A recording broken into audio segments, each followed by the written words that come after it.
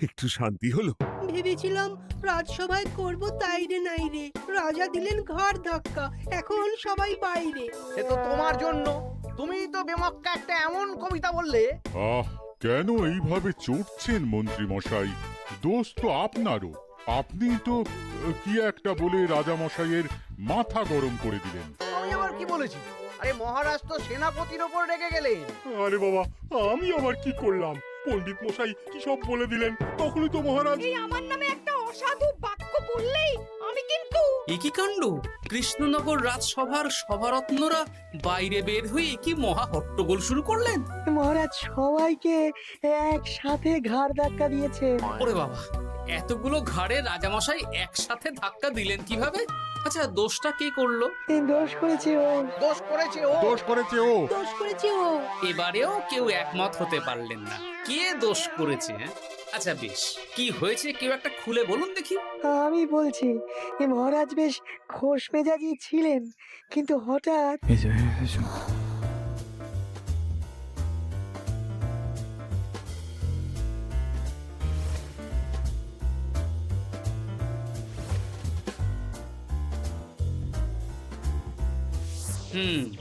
এই কাণ্ড! এ তো ভারী অদ্ভুত রোগ মনে হচ্ছে। মহারাজের আচমকা মাথায় রক্ত চড়ে গেল নাকি? হ্যাঁ, মহারাজ আপনাদের রাজসভায় ডেকেছেন। ওরে বাবা না, যাবো না গো আমি। আমার কাছে আমার প্রাণ সবচেয়ে দামি। আমিও যাব না। নির্ঘাত মহারাজ গর্দান নিতেই ডাকছেন। আমিও যাব না গোপাল, আমারও প্রাণের বড় মায়া। আচ্ছা, এটা কি কোনো কথা হলো? হ্যাঁ, প্রাণের মায়া কার নেই বলুন তো? আর মহারাজ যে গর্দান নিতেই ডাকছেন তার কি কোনো মানে আছে? অন্য কারণও তো হতে পারে। তুমি কি করে বুঝলে? হ্যাঁ, বুঝতে পারিনি, তবে আন্দাজ করেছি। তোমাদের কথাতেই শুনলাম মহারাজ খোশ মেজাজেই ছিলেন, সহসা রেগে গেছেন। আবার যে সহসা খোশ মেজাজেই ফেরেননি, তাই কি বলা যায়? এটা তুমি বলনি তো মন্দ। চলো সবে ফিরিয়ে আনি রাজসভার ছন্দ। আরে গোপাল, এসো এসো এসো। তা এত দেরি করলে কেন? বাকিরা কোথায়? তারা আসছেন মহারাজ। আপনি তাদের ডেকেছেন, তাদের ঘাড়ে কটা মাথা যে তারা আসবেন না। কিন্তু মহারাজ, আমি অন্য কথা ভাবছি। কি কথা গোপাল? আপনি নাকি সভায় আজ হঠাৎ সবার উপরে রেগে গিয়ে তাদের সভা থেকে বের করে দিয়েছেন মহারাজ। এ কি সত্যি মহারাজ? আরে না না গোপাল, মোটেও না। বলতে পারো আমি সবার সাথে একযোগে একটা রসিকতা করছিলাম। আমি দেখছিলাম সবাই আমার রসিকতা কেমন বুঝতে পারে। তাই নাকি? আসলে তুমি ছিলে না বলেই এরা কেউ আমার রসিকতা ধরতে পারেনি। কি সত্যি মহারাজ, আপনি সত্যি আমাদের উপর কোনো রাগ করেননি? এ কি, এই সব কিছুই আপনার রসিকতা ছিল? ও মা, তাই নাকি মহারাজ? এই যে আপনি শুনিয়ে দিলেন কথা কড়া কড়া, সবকিছুই ছিল আসলে নিছক মজা করা। আবার যত সব বাজে বকছো তোমরা। এত কথা কেন? তোমরা কেউ আসলে মহারাজ কৃষ্ণচন্দ্রের রাজসভার যোগ্য নও। যাও যাও, দূর হয়ে যাও। কিন্তু মহারাজ, এই যে আপনি বললেন। তুমি সবার আগে যাও তো। তুমি হলে সব নষ্টের গোড়া। যাও বলছি, আমার আর ভালো লাগছে না। যাও। জব বাবা।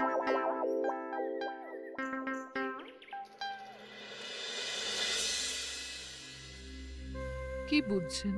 না না না, আমি তো সবই ঠিক দেখছি রানীমা।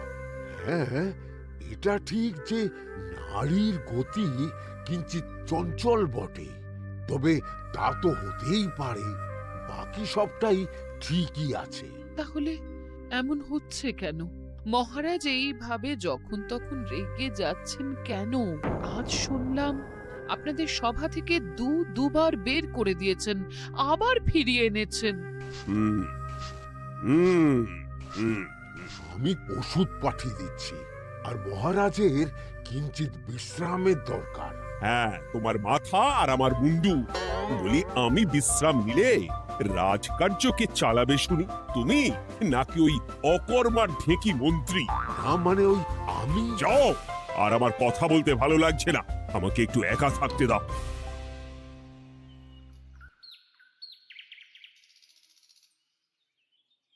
ব্যাপারটা কি বুঝলে গোপাল? রাজবৈদ্য তো মহারাজকে দেখতে রাজবাড়িতে গেছেন। কি মনে হয়?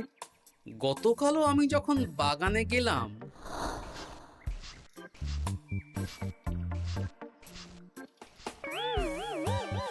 গোপাল, তোমার কি মনে হয় মহারাজকে কোন রোগে ধরেছে? এই রেগে যাচ্ছেন, আবার এই মাথা ঠান্ডা হয়ে গিয়ে ডেকে পাঠাচ্ছেন। আমি বলি কি গোপাল, তখন সবার সামনে বলিনি বটে, তবে এখন তোমার সামনে স্বীকার করতে বাধা নেই। কি কথা বিজ্ঞানী? মহারাজের এই রাগের কারণ হয়তো আমি। আমার মনে হয় আমার দোষেই উনি এরকম বারবার রেগে যাচ্ছেন। কেন? আসলে মহারাজ আমাকে একটা মাথা যন্ত্রণা সারার ওষুধ আবিষ্কারের দায়িত্ব দিয়েছিলেন, তো আমি অনেক চেষ্টা করেও সেই ওষুধটা আবিষ্কার করতে পারিনি। যেটা আবিষ্কার করেছি তাতে সেরকম কাজ হচ্ছে না। আমার মনে হয় ওনার মাথা ব্যথা থেকে এরকম হচ্ছে। সে যাই হোক, তুমি কিছু একটা করো গোপাল। মহারাজের অসুখ কিভাবে সারানো যাবে সেটা নিয়ে কিছু একটা ভাবো। ভাবতে তো হবেই। আজ সন্ধেবেলায় তুমি তোমার বাড়িতে বাকি সভাসদদের ডেকে আনো, আমি সমাধান সঙ্গে নিয়ে সময় মতো চলে আসবো। আচ্ছা বেশ, তাই হবে। আমি এখনই বাকিদের খবর দিয়ে দিচ্ছি। আর বিজ্ঞানী, একটু এদিকে এসো তো, একটা কথা আছে।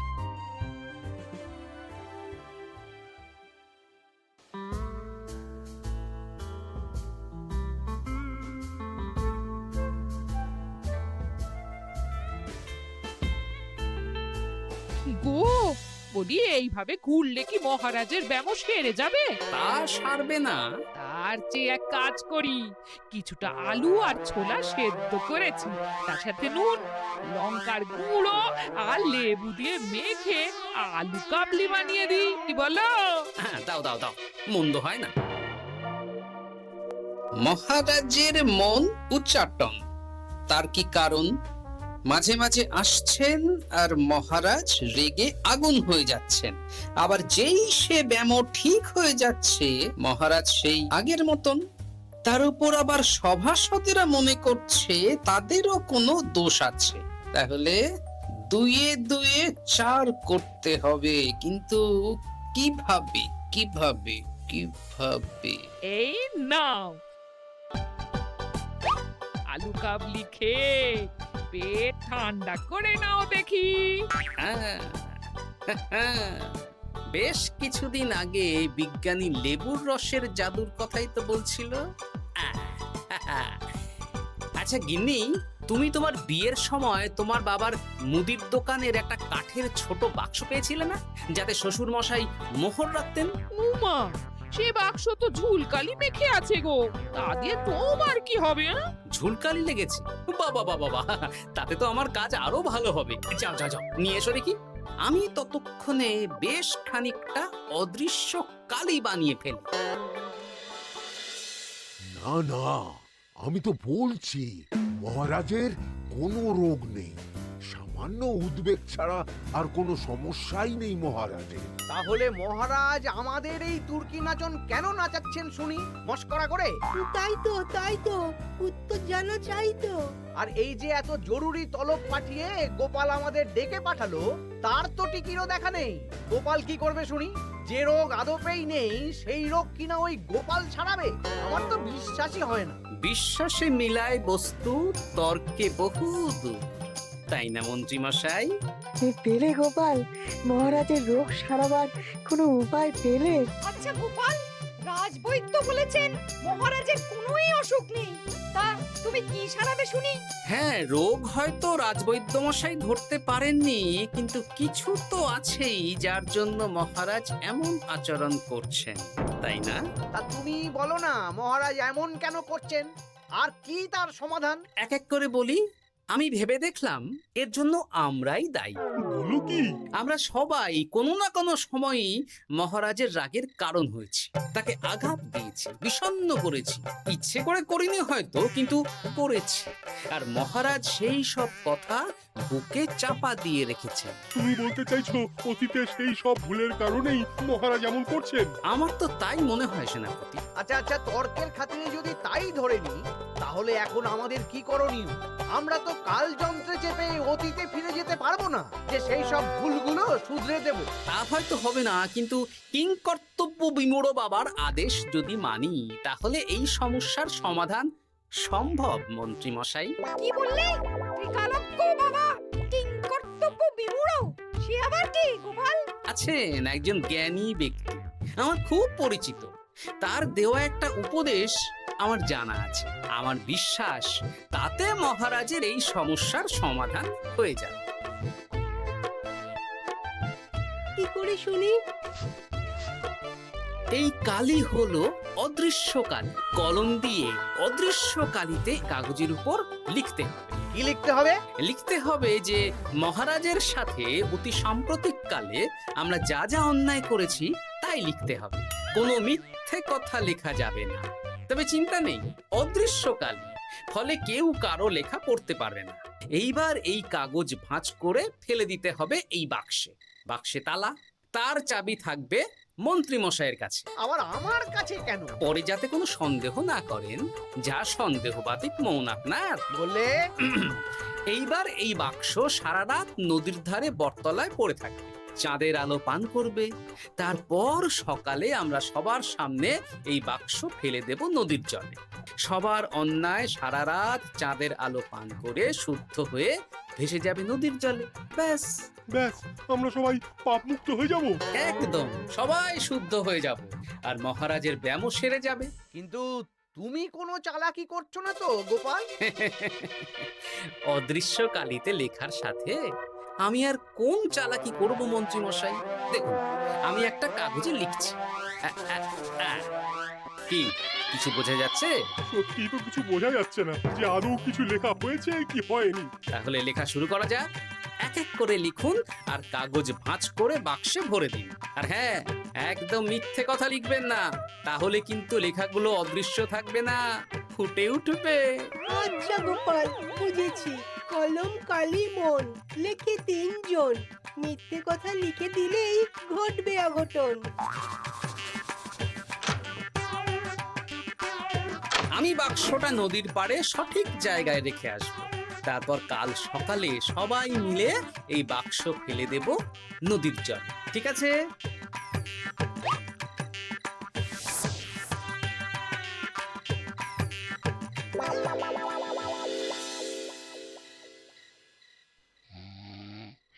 কথায় আছে, মনে যা আসে বলে যাও, ভুলেও লিখো না, তাহলেই বিপদে পড়বে। এদিকে কেমন সবাই নিজের নিজের দোষ লিখে বাক্সে ফেলে দিয়েছে। ভাগ্যিস আমি সবার লেখা কাগজগুলো রাতের অন্ধকারে বের করে আনলাম।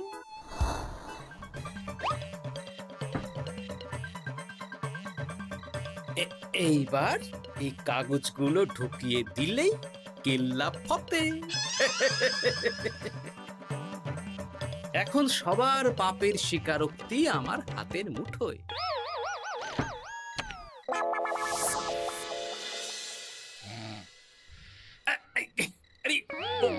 ও মাগো, ও বাবা গো,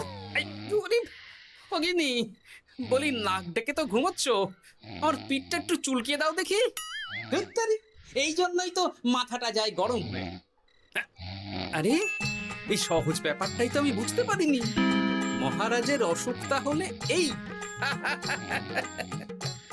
যাক, এই রাতের বেলাতেই একসাথে একটা ঢিল পেয়ে গেছি।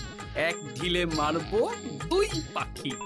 রাজার অসুখও সারবে, আবার সব কটা পাজি শায়েস্তাও হবে।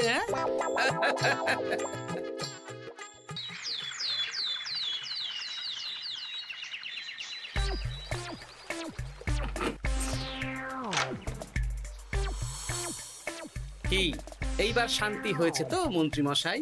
যেমন অদৃশ্য লেখা ছিল সেরকমই আছে তো? কিন্তু এতে কি মহারাজের রোগ সেরে যাবে? যাবে না মানে?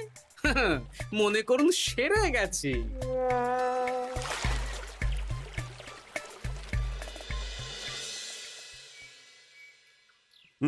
তাহলে আজকে সভার কাজ শুরু করা যাক। ক্ষমা করবেন মহারাজ, সবার কাজ শুরু করার আগে একটা দরকারি কাজ আগে করা দরকার, না হলে আবার কখন আপনি আমাদের কারো উপর রেগে যাবেন আর আমাদের সভা থেকে তাড়িয়ে দেবেন তার তো ঠিক নেই, তাই না? আহ গোপাল, আর বিরক্ত করো না। আমার এত সাহস নেই মহারাজ যে আমি আপনাকে বিরক্ত করব। আমি তো জানি নিজের পিঠ যখন নিজে চুলকোনো যায় না আর কেউ থাকে না সেই পিঠ চুলকিয়ে দেবার মতো, তখন কিরকম বিরক্তি জেগে ওঠে, তাই না মহারাজ? এ কি গোপাল, তুমি এত কিছু কি করে জানো? জানাই তো আমার কাজ মহারাজ, আর এও জানি যে আপনার এই বিরক্তির পেছনে সভাসদগণের ভূমিকা ঠিক কি। তার মধ্যে তুমিও আছো গোপাল, তাই না? আছি, পুরো মাত্রায় আছি মহারাজ। তবে হ্যাঁ, আমি কিন্তু তাই বলে রাজকোষের হিসেবে গোলমাল করে মহারাজের কোপের কারণ হইনি মন্ত্রী মশাই। এটা কি গোপাল আন্দাজে বলছে? না হলে কাল অদৃশ্য কালিতে আমি কি লিখেছি সেটা জানলো কি করে? এই, আমি যা লিখেছি সেটাও কি গোপাল পড়ে ফেলেছে নাকি? যাকে পড়লেই বাকি, সব লেখা তো ওই নদীর জলে ভেসে গেছে। আমি যে লিখেছি তার প্রমাণ কি? তবে আর চিন্তা নেই মহারাজ, সমস্যার সমাধান হয়ে গেছে। এখন থেকে আপনি যতক্ষণ রাজসভায় থাকবেন, প্রথমে মন্ত্রী মশাই, তারপর পণ্ডিত মশাই, আর তারপর রাজবৈদ্য পালা করে আপনার পিঠ চুলকে দেবে। কেন আমি কেন চুলকে দেবো? না দিলে যে আপনার কপালে অনেক বড় শাস্তি ঝুলছে মন্ত্রী মশাই। রাজকোষে যে জালিয়াতি আপনি করেছেন তার স্বীকারোক্তি আমি হাজির করব যে মহারাজের সামনে।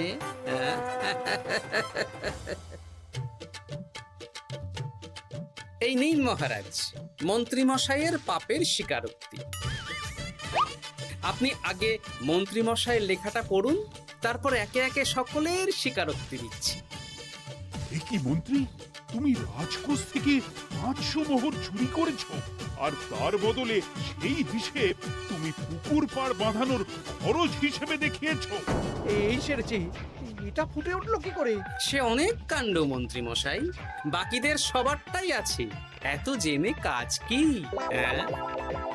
না না, জানতে তো হবেই। তাহলে শুনুন, এই অদৃশ্য কালি আসলে লেবুর রস।